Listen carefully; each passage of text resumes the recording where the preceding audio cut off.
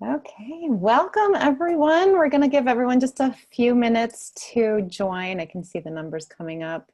I'm Sarah Oberg. I work with the IFS Institute, and I'm just here to welcome Nancy and Katie to our webinar today. I just want to go over a couple housekeeping items.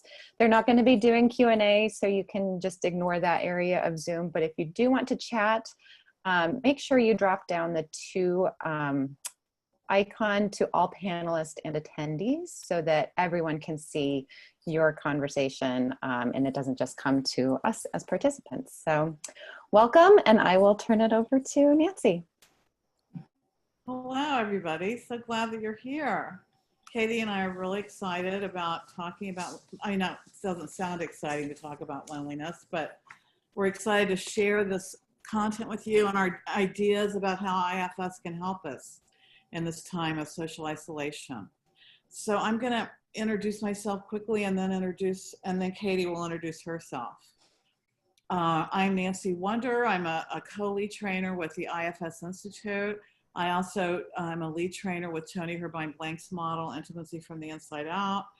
I do a lot of consulting with IFS therapists in my practice in Tallahassee. I'm kind of used to working at home, and so this hasn't been that different for me as far as work is concerned. I'm not saying it hasn't been hard in other ways though, but I am really wanting to share this idea of how IFS can really help us with loneliness at this time. And in fact, it can help us quite a great deal. So Katie and I are here to give you a message of hope. Katie, why don't you introduce yourself? Yeah, hi, I'm a licensed psychologist. I am also a certified IFS therapist, and I work full-time at the University of Texas at Arlington in the counseling center with the students. And I do individual and group work using the IFS model with the students. And I also have a tiny private practice in North Texas. And I first learned about IFS when I was in grad school. And one of my professors asked us to read a chapter that Dick had written about IFS, and it just blew me away. And I signed up for a level 1 training right away. And then I moved back to Texas and thought I would never get to do IFS training again because it was all in Chicago at the time, or at least that's what I thought. Or anyway, I've done a ton of training since then, and it's really been amazing and very much a part of my life. And I feel really grateful for that. Also, I live in North Texas, and for the longest time, Gerald Dillman was the only IFS therapist in North Texas, and then I joined in, and then now we have a budding group of IFS therapists, so I'm really glad for that. So we meet on a regular basis. That's good. Okay, and I'm really glad to be doing this with Nancy. Go ahead, say more. No, I'm just really glad to be talking about this topic, and yeah, it's something that's really been important to me, and it just feels like a good time. People are open to connecting at least a little bit with their loneliness because people are now talking about it. So it's a little less taboo. So I'm glad y'all are here. I see the numbers are huge, and it's good that our community is coming together during this time. So it's really great. And this loneliness topic was Katie's idea, loneliness and IFS. And we were going to do a day long in Dallas, but it didn't fill, so we weren't able to. But we're hoping that we can talk about this topic in the future because it's really important, because IFS offers a really powerful way to help us with the pain of loneliness. Just to remind you, if you just came on, that we're not going to have Q&A during the first, like, say 40, 45 minutes, because we're going to do a little teaching. We're going to do 2 meditations. It would be great if you had some paper with you or a journal so that you could write after the meditations and just notice what's coming up for you. So there is no Q&A, but if you can chat with each other, but you want, Sarah said something about going down to participants and all attendees. So, or the panel, I don't know. I'm not sure what you click on, but so everybody can see it if you want to chat to each other.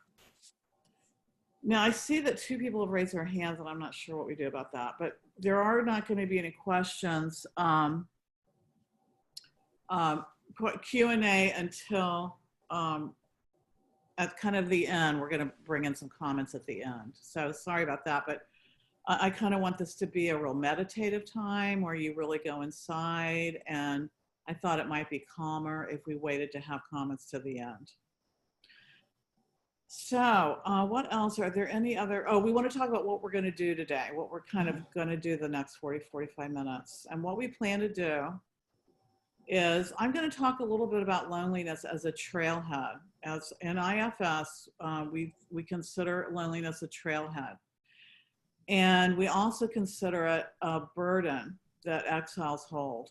So this is what we're going to talk about. Just generically, what is loneliness and an IFS perspective? Katie, do you want to say more about that? Well, my own cover? experience of loneliness was that it was a huge burden that I was carrying, but I didn't realize until after I did a huge piece of work with Dick Schwartz that loneliness was also a trailhead to help me get back to the exile who was carrying the loneliness. Thank you. Mm-hmm. So it's both a trailhead and a burden. And then, and not to invalidate that all of us are having loneliness in one way or another right now with this isolation, but that we can use IFS to help delineate what's now and what's from the past. And what's from the past is much more acute than what is happening for us as adults right now. So we're going to talk about how IFS, we have this magical model with self-energy that can help us with our burdens of loneliness, and it can help us be less acutely in pain right now. So we're hoping that all of you will have a chance to connect with some of your loneliness, and as a trailhead and as a burden, and to be present with it today during this hour and see if there's something it wants you to know. Okay, so that's what we're going to do. So we're going to start by just going inside and just gathering up some self-energy. I know all of you are out there. I feel so honored that you want to hear what we're presenting and that you want to share this time with us. So let's just see if we can start the whole thing with just a little inside time. So just beginning by feeling your body sitting or lying down, wherever you are, just feeling the points of contact with your chair or your couch. And then begin to do what I like to call a 2 times breath, where you breathe into about 2 and breathe up to about 4. Sometimes that could bring in relaxation to your body and a sense of calm. And so let's just notice our breath for a few minutes here, a few moments, breathing in and breathing out longer. And as you breathe out, just see if your body can let go, maybe inside your shoulders, maybe your jaw, or wherever you feel like you're holding some tension, kind of thanking the parts that got you here. And maybe you had to hurry up with a client and come back quickly and get in front of the camera. So just taking a moment just to be here now, to arrive. Just continuing to do some of those 2 times breaths.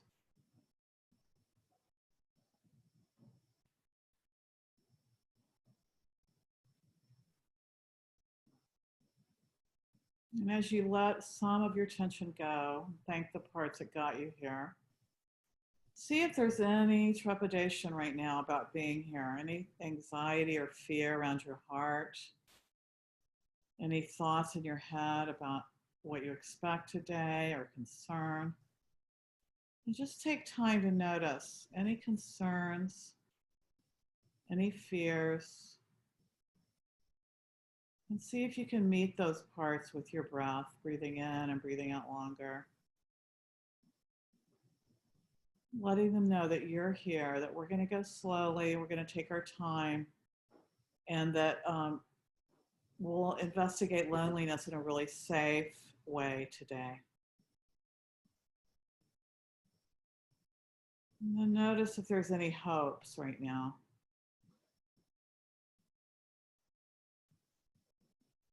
Intentions. Breathing into your hopes and intentions for this call. What you wish could help your system out with this call.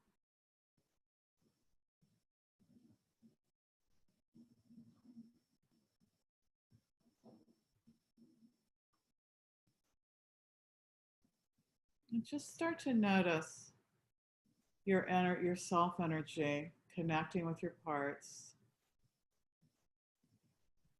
And begin to imagine all the people on this call, all around the United States and probably the world, and having us all reaching out our hands at self energy, connecting in this model that we love,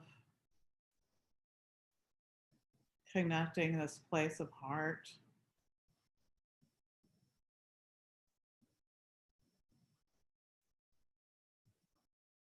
And let's just breathe into each other, breathe into our connection.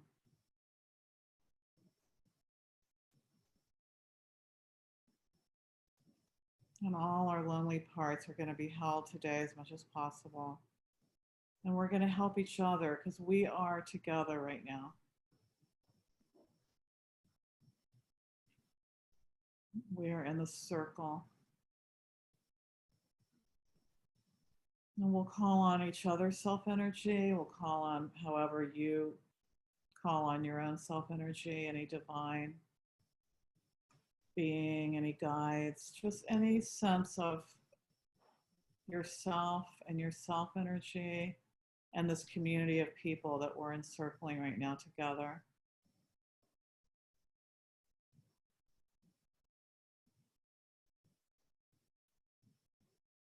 And see if that self can just fill every cell of your body as much as possible right now with calm and centeredness.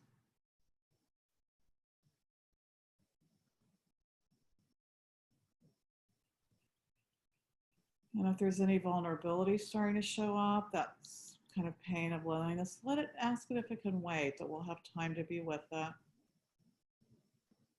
Just make a note of any parts that are kind of knocking on the door and letting them know we will have time for them. And just breathing in that self energy in the group, back and forth, the warmth, the light.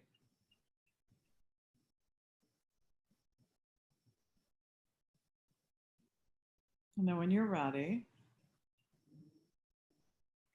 I'm going to come back into our circle with our eyes open, if you will. But I'd like to end this short centering meditation with a poem by Mary Oliver. It's entitled Loneliness. I too have known loneliness. I too have known what it is to feel misunderstood, rejected, and suddenly not at all beautiful. Oh, Mother Earth, your comfort is great. Your arms never withhold. It has saved my life to know this. Your rivers flowing, your roses opening in the morning. Oh, motions of tenderness. So when I read this poem, I think, oh, Mother Earth, or self-energy. Your comfort is great. Your arms are never withhold. Your arms never withhold. So we're going to let ourselves be in the self of the energy of ourself right now, and we're going to help each other with that and send each other with self energy. So when you feel ready, come on back. I'm going to talk a little bit about loneliness. And Katie and I are going to take turns talking about loneliness for a little while. We're going to talk, and then we're going to have you guys have an experience, have a really long, nice, spacious meditation to feel into your protectors and your exiles and parts that are up right now because of the social isolation. So loneliness is about belonging. And, there's not really much anything more painful to us as human beings than not belonging and feeling lonely.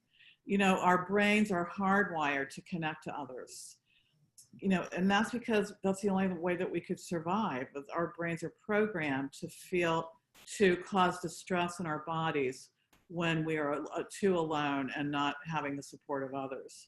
We're born helpless as infants and in need of adult care for years, not just when we're little babies. As you know, when you work with your clients, they did not have the consistent adult care they needed throughout their childhood.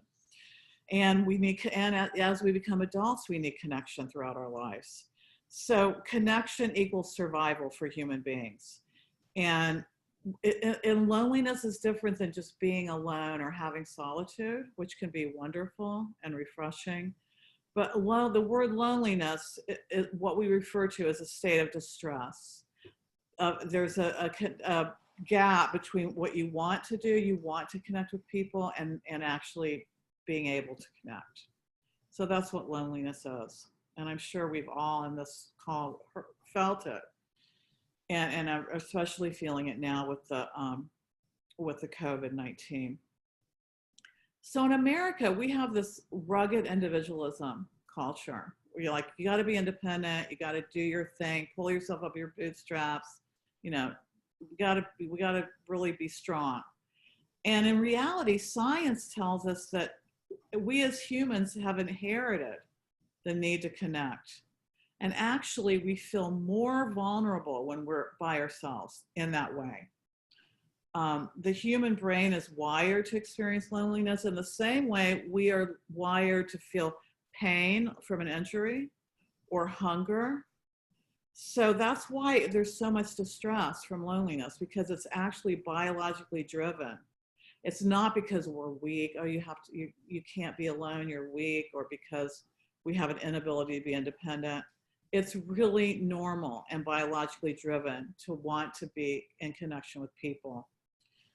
So now everybody has inherited differences about that though. Some of us need more people than others, as far as we each have our own inherited genetic predisposition to how sensitive we are about needing others. So how some people can live as alone and be perfectly happy. So but some people, more alone time gives them distress. So we're all different.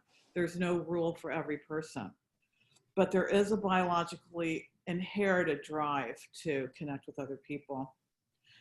So as infants, how we feel safe is because we can look into our caregiver's eyes, we can feel our caregiver's touch, and we can have our feelings mirrored. So having an adult attuned to us helps us feel safe in the world and helps us have regulation in our autonomic nervous system. And I know many of you have read about polyvagal theory and the importance of these attachment behaviors between mother and child, father and child, caretaker and child, because this will elicit a sense of co-regulation between the adult caregiver and the child's autonomic nervous system. So this creates safety, calm, the ability to regulate our emotions. But as we know, many of us and many people that we treat did not have consistent co-regulation with an adult. And because of that, many people have very deep and painful feelings of loneliness. Our parts hold burdens of loneliness because we did not have that consistent co-regulation, that consistent attention, that consistent attunement. And these are because our exiles were neglected and abandoned and also, unfortunately, physically and emotionally abused, and having to deal with it alone during this time. So I'm sure many of you are resonating with that happening to you. And also we know that our clients, when, it seems like whenever I get to an exile with a client, it just seems like almost always they have loneliness. They've been dealing with this by themselves. So with the recent need to quarantine and the onset of this COVID-19 thing, I know you all have seen all the articles on loneliness, the podcast, and Katie and I watched a couple of things getting ready for this. And they're good, but they all focus on how bad loneliness is. Like loneliness is bad for you. It's bad for your health. It's bad for your mental health. It's bad for your physical health. And we don't want to concentrate on that today. Because Katie and I are here as hope merchants, as Dick likes to say, we are here to tell you that we can work with loneliness. We have this beautiful model and we have self-energy that can help us with this loneliness at this time. So we're here as hope merchants today. And we are not trying to invalidate that this is a really lonely time. Many people live by themselves and are socially isolated. I know that I didn't get to see my grandchildren as much at the beginning of this. And so we all have our different ways to be lonely. And just talking to clients online all the time, don't you just want to sit in the room with a client right now? So, we're all experiencing loneliness and it's a very valid feeling right now. But we also want to give you hope that there's a way to bring self-energy to our loneliness and to the pain of our exiles, the ones that hold the burdens. So our talk today is to offer hope through self-energy that we can have our exiles be in less acute pain, and many of us can have a little more ease during the situation. Do you want to add anything to Katie? Yeah, I wanted to say, in addition to that loneliness from others and that biological need for us to connect with other people, that also that from IFS world perspective, that connection inside is so, without that, the exiles can be lonely. So I could be in a family of, all these kids and all these loving adults and everything, but still that connection from inside was maybe missing, and that's right. Part of what was the loneliness. Thank you for adding that we can really be lonely in a crowd, right? Mm-hmm. We can have a giant family around us. I did not have one as a child, but I know your family's bigger. Mm-hmm. and everybody can be around you, but you feel really lonely, and that's because it's a burden, right? Mm-hmm. Yeah, thanks for mentioning that. Sure. So there's many causes of loneliness, right? There's death of a loved one. Like I was reading as we were listening to podcasts, older women or men who lose their spouse, or men, people who lose their spouses or partners and having to be alone for the first time in 30 or 40 or 50 years, and the pain of that. Or children lose their parents to death, or to imprisonment, or to foster care because of things. Also, divorce is a time of loneliness, or any kind of romantic breakup, moving to a different city where you don't know people. And of course, this current quarantine is a big cause of loneliness. I was thinking about my own loneliness when we were getting prepared for this, and I was thinking about when I was 39, which was way before I knew anything about IFS. My husband of 14 years asked me for a divorce. And after we separated, I could not believe the depth of my loneliness. I mean, I was so distraught, so distressed. The pain, it was just utterly painful and staggering. And so I didn't know about IFS, unfortunately, and I had to kind of support myself. And of course, I went into therapy, and I bought a teddy bear. That helped a lot. And seriously, I had my own teddy bear then, because it just helped me kind of get through those long days of mourning and loneliness. And I also, even though I didn't know anything about guides, but I had some spiritual kind of imaginative things I would do with myself. And I found a lioness. So I found a guide way back there when I was 39, way before IFS, that helped me have more courage to face the day in my new state of loneliness. But I wish I'd known IFS, because if I had, I could have worked with my younger parts that were being impacted by the divorce, because I think it became more acutely painful because my exiles were so hurt and had loneliness from my childhood. So fast forward to March of 2020, I had gone to Paris to do an introduction workshop on IFIO, and everything was starting to shut down. So when I flew home, I knew that I wasn't going to be around my granddaughter because I needed to go into quarantine for 2 weeks. And I really missed her acutely. I mean, it was just so hard because we're very close. See, Katie and I are both going to cry. I just have tears about how painful it was not to be able to see her when I got home. She's 5 and she just turned 6. So I worked with my therapist and with that feeling, that acute pain and not being able to be with my granddaughter. And we found a 5-year-old who had moved out of the country, when I was 5, 0 to 5, we lived in a small little town, but we lived in a neighborhood where all the backyards ran into each other. And there was a sandbox. And I used to play with Bonnie and Tommy Timmons every day. I think, it seems like I did until I was 5. And then they moved me out to the country. And I was in a huge, beautiful yard all by myself. I can remember it so well. And when I was with the part, I was able to witness how incredibly lonely she felt. I only had one brother. He was 6 years older than me, and so didn't really play with me. And my mother was in lots of times depressed and not really available. So this part was so acutely lonely. So I was able to witness her. I helped her feel me. She was able to be retrieved out of that yard and come be with me in time. She was able to let go of feelings of worthlessness, because a lot of times our exiles who feel alone take in the belief there's something wrong with them and they're not worthy. And so I was able to unburden her and give her confidence and be with her. And that really helped me deal with the pain of not being around Isla. And in fact, I was able better to be with Isla then. Virtually, I spent a lot of time with her, and then now we're able to see each other. And I can really feel what she needs from me during this time of her having to be away from all her friends. So this is an example of what Katie and I are talking about today, that getting in touch with the exiles and helping them unburden can help us feel a little more ability to connect. Katie, do you want to say more now? You don't have to. No, I resonate with what you're saying. And yeah, I think it's important to name what you just said about working with your own loneliness allowed you to connect more deeply with your granddaughter. It does, it opens up more space if we can heal our own stuff. It just makes us more present. So thank you for sharing that. Yeah, you're welcome.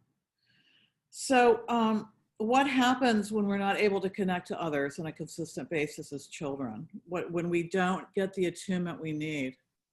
What happens to us? Well, in IFS language, and this is based up by science, we develop parts, we develop protectors. We develop protectors that turn inward, right? Turn inward into their own pain. And they tend to not have a lot of empathy for others because they tend more inward. We develop, and maybe some of you can resonate with some of these protectors. We know that we develop protectors that get hypervigilant. They're looking around and thinking people are more dangerous than they really are. They see people as dangerous and out to get them, when maybe the people aren't that dangerous. But because of the acute loneliness in childhood and having to experience these painful things alone without anybody attuning to them, they have hypervigilant kind of PTSD protection. We also develop protectors that are defensive because we imagine people are criticizing us, even though they might not be.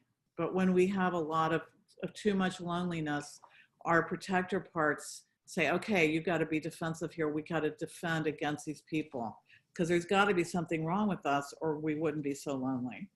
So we have parts that expect people to ostracize us. And also we have parts that get really self-critical. I'm no good. When I was listening to that one podcast about the widow that had lost her husband, she was saying that she was worthless and there was why would anybody want to be with her anymore? Because she felt old and so we take on these beliefs that we're bad, and our critics really take these on to protect us from reaching out to people and maybe getting rejected again. We have other protectors that get hopeless and experience feelings of depression, lethargy, withdrawal. Maybe that was what was wrong with my mother. Maybe she was lonely. And and then we get some really dysregulated protectors like rage and shouting for attention. We get alcohol use. We get parts that want to just drown out the pain with alcohol, drugs, overeating, or any number of firefighter activities. So all of these kind of protections have been proven in science that these are the parts that people, they may not call it parts, but these are the aspects that people take on to protect themselves. So I had another kind of protector also. It's very self-sufficient, very resilient. I can do this all by myself. Don't need anybody. There you go. That's a good example. And probably many of us on this call have that protector too. I don't need anybody. Not going to get hurt again. Not going to get hurt again. Exactly. Never again. The manager mantra. Right. So these protectors are on guard because they're protecting our lonely exiles. These exiles feel the pain of the loneliness, similar to the pain of a physical injury or starvation. It feels very bad. And I think you all know that just from being with your own exiles and with clients' exiles. They carry feelings of fear. They carry beliefs of being unworthy, and they carry a lot of shame. Currently, in working with clients who are distressed about the quarantine and feeling isolated, I find that IFS can soothe the acute pain that their exiles are feeling. And I want to just talk about one case quickly, and he gave me permission to talk about him. He literally has a kind of a compromised immune system, so he hasn't seen anybody except out walking, far away, but anybody he knows, because he just moved to a new place, for like 9 or 10 weeks. So he's literally been alone, except for, of course, he works online and has friends and family online. But I'm so admiring his courage because he does the work, he goes inside. And as a child, he was a musical prodigy, so he had to practice for long hours. And it was very lonely for him as a little boy. And so and while he was practicing in his room, he could hear children playing outside.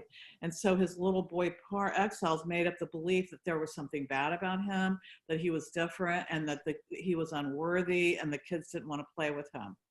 So then when he would go to school and see them, he had these protectors up that wouldn't let him get close to people. So we were able to be with, he's got more than one exile, but we've been able to help his exiles be witnessed, help them come into the present, and help them unburden the belief there's something wrong with them, help them be with him in real time with the self-energy so they don't feel lonely anymore. And he says he still gets lonely, and it's not a breeze, but he tells me that at times now, after our work together, that he's able to feel joy when he's baking. He's able to have a good time with friends online. He's got a happy hour group that he works with, and he's taking walks outside. So he's able to have joy, even though he's still ongoing. So during this time, exiles are triggered by the forced loneliness and the isolation. They carry the burden of losing a parent, maybe having parents fight, practicing a musical instrument too long, having to neglect, just all sorts of things. And those exiles that had a lot of abuse and neglect had to suffer with it alone. So our protectors form to protect this aloneness, and ironically, the protectors make us more suspicious of others and keep us away. So they kind of, as our protectors are always getting what they most are afraid of, right? So that was all I was going to say about loneliness right now. And I think Katie's going to share some stuff about loneliness. Yeah. So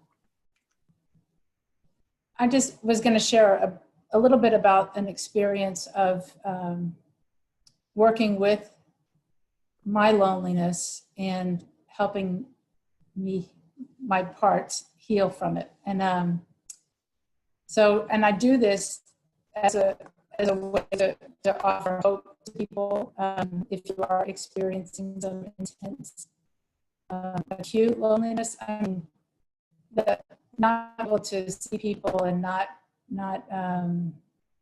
being able to do our normal routine. It's just opened the doors for people to talk about loneliness is real. And this is my experience of acute chronic loneliness that actually did get healed. And it is IFS that did the healing. So just to give a tiny little bit of background, I had been experiencing this intense. Katie, you are breaking up just a little bit. Oh, am I? Oh, I'm sorry. Maybe it'll Okay. get adjusted here. Okay, thanks. That sounds better. Okay, start Okay. again, then I'll let you know if it happens again. Okay. So I was getting ready to go on a retreat that Dick Schwartz and Flint Sparks were leading in Austin, Texas. And I was more aware of the loneliness that I was holding at that time. I was thinking, why am I even going on this retreat? What's this all about? And I remember even just like having tears before the day would start, and the retreats, you know, there was always this openness of a meditation and a parts check-in. And I would talk about it. I was able to verbalize, you know, this is what I'm feeling. And I named it as loneliness. So where I'd been holding it for decades. And my protectors did a really good job of, you know, kind of keeping it at bay. So I could function in the world, and, you know, I can do all this stuff, and I have good, deep, meaningful relationships, but I think there was a lot of loneliness. I didn't really know how to heal it, and I didn't really expect to ever heal it. I thought that it was never going to go away, that this was just something I had to live with. And so at the retreat, there was the opportunity to do a piece of work with Dick Schwartz, and people drew cards, and the high card gets to stand up, go in front of the group and work Katie, with Dick. Try to. Is it still not bad? It's off and on, but somebody suggested putting the mic by your mouth and see if that helps. Oh, okay. Thank you. I'm so sorry. It's okay. Is that better? Yeah, that is better. Okay. All right. So I had a lot of protectors that came up in the work, and I guess there was somebody that made a chat and said that, you know, oh, I thought this was for not just therapists, but for client, you know, just people in general. And I guess just to declinicalize it, you know, if we're going through the world with some loneliness, we've found ways to adapt and cope and get through life. And I think the IFS world would call those protectors, but they're just coping mechanisms. They're just adaptations. They're ways that we can get through the world. And so part of my protectors really didn't, my coping mechanism, they just didn't want Dick Schwartz to do any work inside because they didn't believe that it was going to actually help. And so I had all kinds of parts show up, and and also a very calming dissociative type part, one that just said, everything's fine. I don't need to do this work. And so Dick was very patient, and he helped me to kind of acknowledge these parts, that these coping mechanisms, these protectors, these parts to get to the exile. And it took a lot to get there, because I have, you know, really resilient parts and accommodating parts and parts that are full of anger and all kinds of stuff. But he did help me to go back to finally get permission. And I was able to get to an exile who just didn't want to be alone, and had a lot of loneliness about just seeing couples everywhere and feeling like being single was never, it was just awful. It was just my lot in life, and this was just going to feel terrible. And he helped me to ask the exile, does it trust that you care about it? And that was kind of a shifting point for me. And he also asked me to he asked the exile, or asked me to ask the exile to let me see and sense and feel whatever it carries from the past, where it is stuck and where it got this stuff in the past. And so then it was just about hearing those stories. And somebody in the chat said, is this something that you do alone? And no, you use an IFS therapist. You can get to know your protectors alone on your own, but most of us do the exile work with a therapist. I mean, maybe it can happen on your own, but that my protectors really had to give space for me to get access to those exiles. And then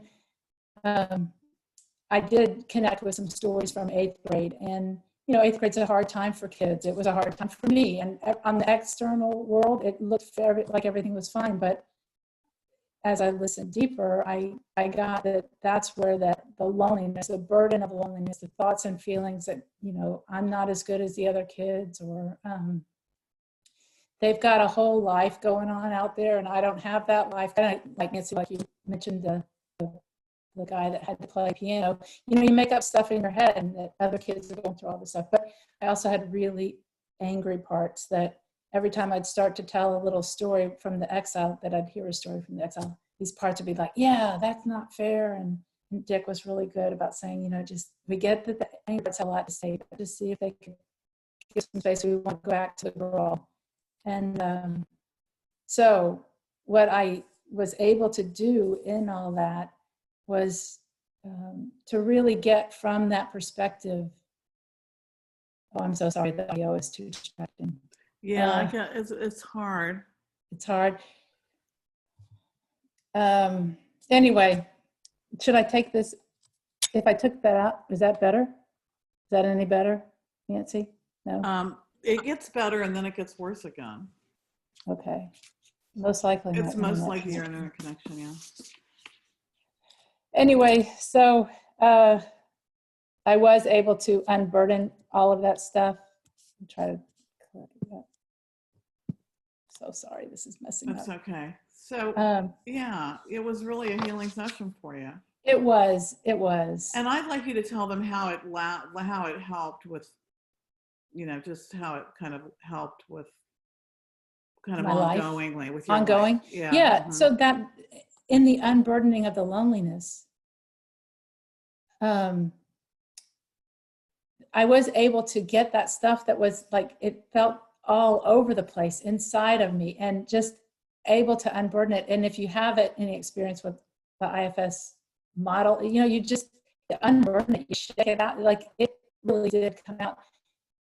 And I couldn't do it by myself. And at one point in the middle of it, I did ask, well, anyway, I guess I did need extra help, but in the group, as you know, all the self energy that was there, I was able to get it out. And yeah, and so now you don't feel that same kind I of don't loneliness. feel it. And right. I have been able to, you know, carry on my life. It feels like I have to even remember what it felt like back then, because I don't hold it. It doesn't mean that I won't get lonely with current stuff that happens, or, you know, that I won't get triggered, but that particular loneliness, I really don't hold. That's great. It's healed. Those girls are healed. They're unburdened, and my protectors don't have to work out that same stuff. Okay. So let's move to meditation now, shall we? Okay, that's a great idea. So, because and let me know if my sound is bad. It sounds fine to me. I haven't seen anything. It's okay. I think it's okay. Okay. Okay, so let's all see if you can grab a piece of paper or a journal, have it close by. And this is going to be a little bit longer. And this is definitely for not only clients, not only IFS therapists, but clients. And what we're going to do is get a little feel inside for the protectors that you have around loneliness. So just begin by, if you will, close your eyes and begin to notice your body, notice where you are.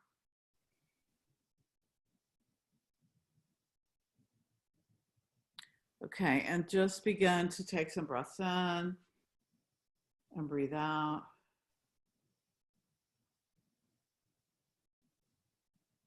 And begin to feel the points of contact with your body on the chair or the couch or wherever you are. And then just begin to notice, if you can, just feel into any parts that are missing people. Like me, I have a part that missed my granddaughter, or a part that's just longing to see some people. Any of that distress that we call loneliness, just inviting it. And as you invite it in, it may have a big body sensation. A lot of times it gives us a stomach ache or tightness in our chest. So just notice as you invite the loneliness in, just to breathe in and breathe out longer.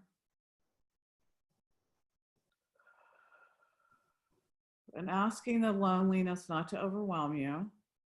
It really helps if it feels a little bit like fear and tightness and adrenaline, to breathe in your nose and out your nose longer, extending your exhale.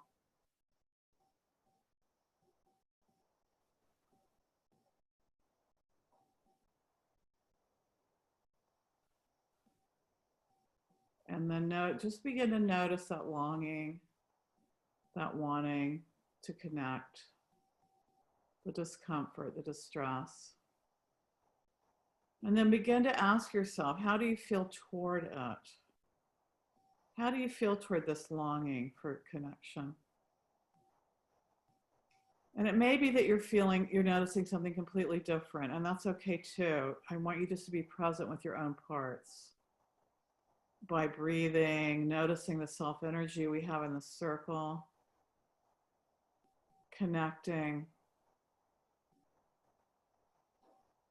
And ask yourself, how do I feel toward this longing for connection? And you may say, I hate it. And then I want you to go to that part that doesn't like the longing.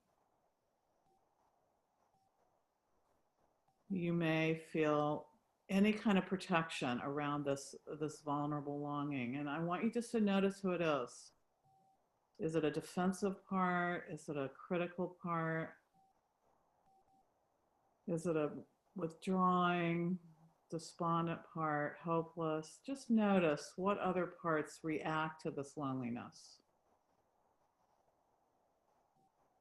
Notice where they are in around your body, in your mind, in your body, outside your body. Notice what they say to you, what they're saying to you about your loneliness.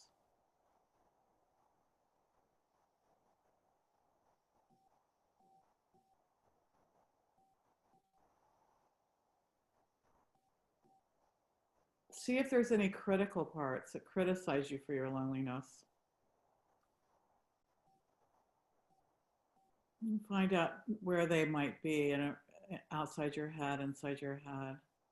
The parts that are saying that you're not worth it. No wonder you're alone. See if any of those parts are around.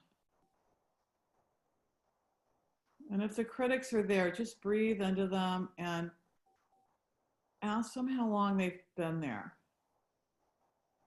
How long have they had this job of telling you that you're no good, that's why you're alone? Just find out how old they think you are. And see if a number pops in.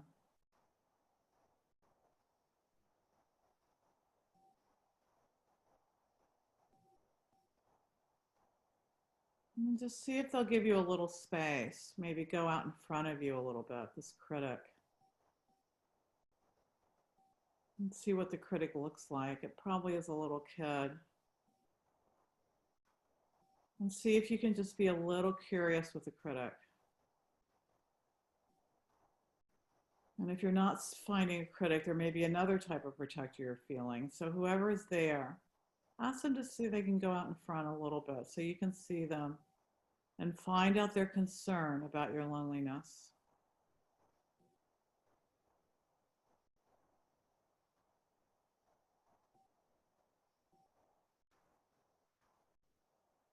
And see if the critic can soften a little bit with your attention, letting the critic know that he or she, they have had this job for a long time, and that it's trying to help you in some way. And see if you can be curious with the protector, with the critic. And see if the critic would mind just staying out in front of you and softening a little bit.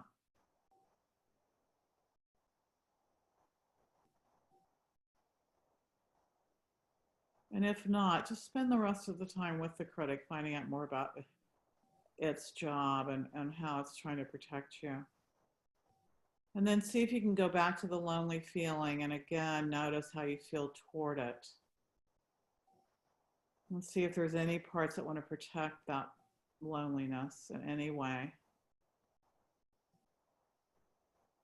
And breathe into those parts, any protectors that you're finding.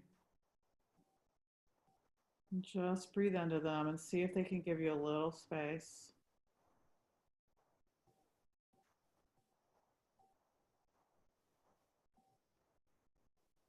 And if it's possible to have your protectors just step back a little bit. See if you can just send a little understanding to this part of you that is validly lonely, either from past experiences or present. And see if you guys can begin to send a drop of understanding to the part or parts that hold loneliness, letting them know that we can't be with them fully today. But if they use some understanding, see if you can breathe yourself bigger and extend drops of understanding to this lonely part, that it's okay, it's there, and that you can be with it.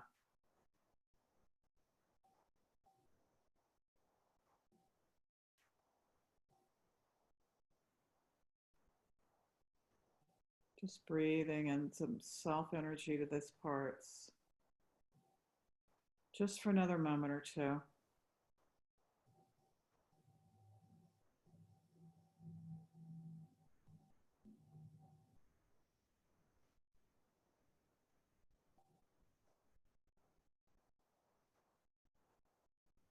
And now, if you can, thank the protector as a critic for softening if it did.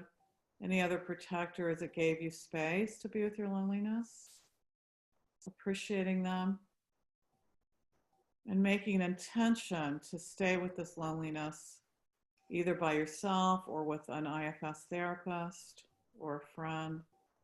And when you're ready, just softly and quietly go into your notebook and write down what you found today, just for a minute or two.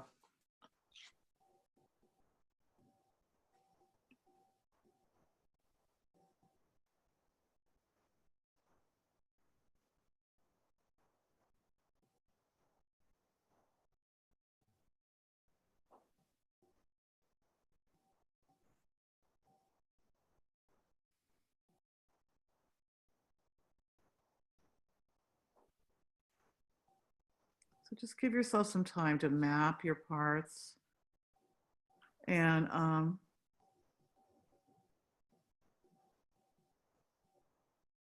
see if they need anything from you right now as you write them down.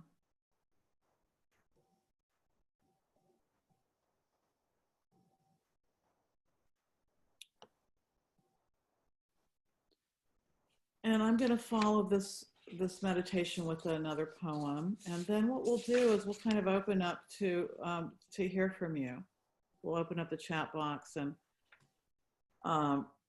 have just some sharing at the end here. We want to just feel your presence and hear if any parts want to be spoken for, just briefly, because we only have about 5 more minutes. But I'm going to finish with this Hafiz poem called Absolutely Clear. Don't surrender your loneliness so quickly. Let it cut more deep. Let it ferment and season you as few human or even divine ingredients can. Something missing in my heart tonight has made my eyes go soft, my voice so tender, my need of God absolutely clear. Something missing in my heart tonight has made my eyes so soft, my voice so tender, my need of self absolutely clear. Okay. Katie, did you want to say anything? And we'll just ask people to send a chat. That was beautiful, Nancy. I saw somebody in the chat saying that was an old friend, that poem. So it was a nice choice. Oh, yeah. It's a really great sweet poem. Yeah. So thank you. I love seeing the appreciation. Thank you so much. And yeah, we all need self. Mm.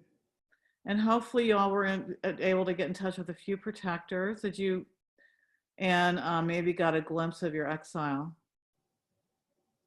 The last poem was Hafiz, Hafiz. He's a Sunni, Sufi, right?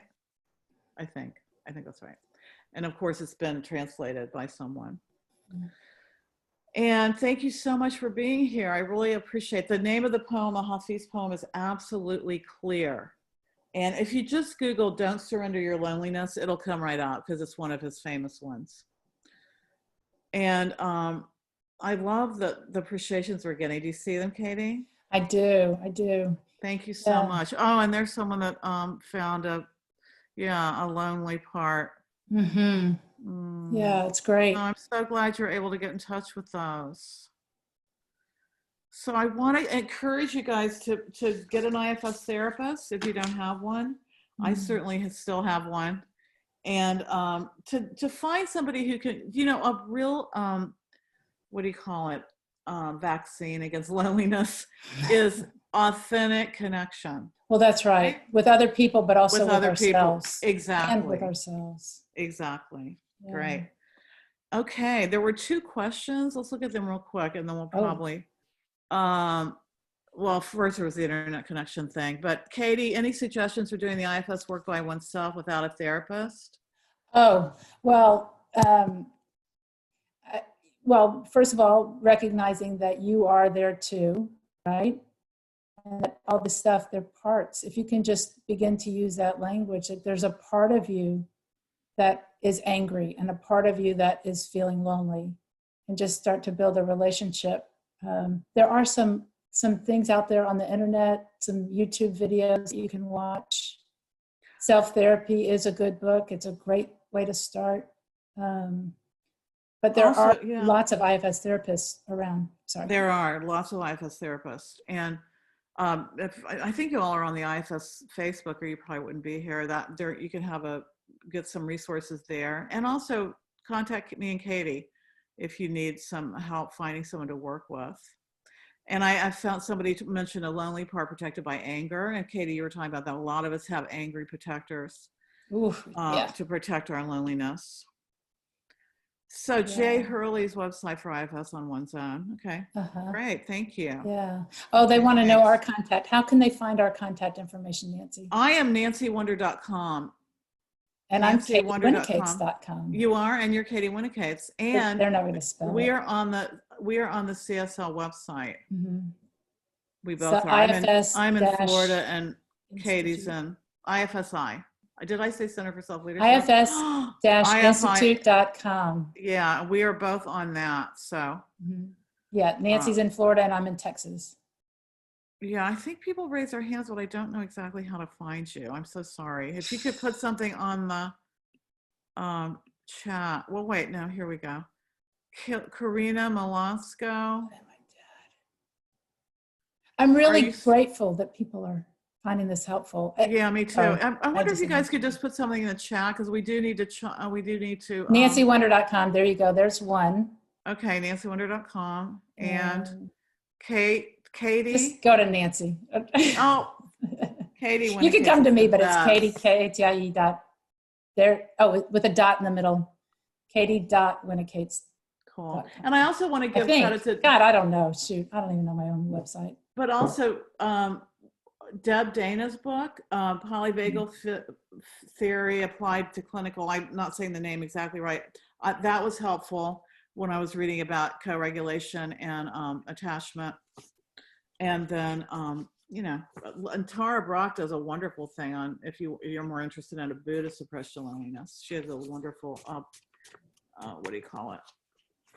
So anyway, thank you so much. And any questions you have? Oh, look, they got it. IFS. They want to know that book again about regulation. Oh, Deb Dana. And I wish I could think of the name. It's Polyvagal Theory with clinical applications. Don't quote me. Oh, there it is. Somebody got it. Polyvagal Theory and Therapy. Yeah, and it's really good. And it complements IFS. And it's what I read more about. She has a whole thing on loneliness, so it's really good. Okay, you guys, thank you so much for your time. Yeah. Bye. could I, wait, Oh. I have one more poem. Oh. Sorry, just one closing, Hafiz. Here's Hafiz. Just one last thing, okay, and then we're gonna hang up. Okay. Okay, everybody, thank you so much for being here. I feel so happy about it. Mhm. Okay, and this poem is called And Love Says. So we're gonna know love also means self, right? And love says, I will take care of you to everything that is near. To everything that is near. Namaste. Namaste. Love you guys. This is so fun. Yeah. Take care. Take care. Bye-bye. Bye. Bye.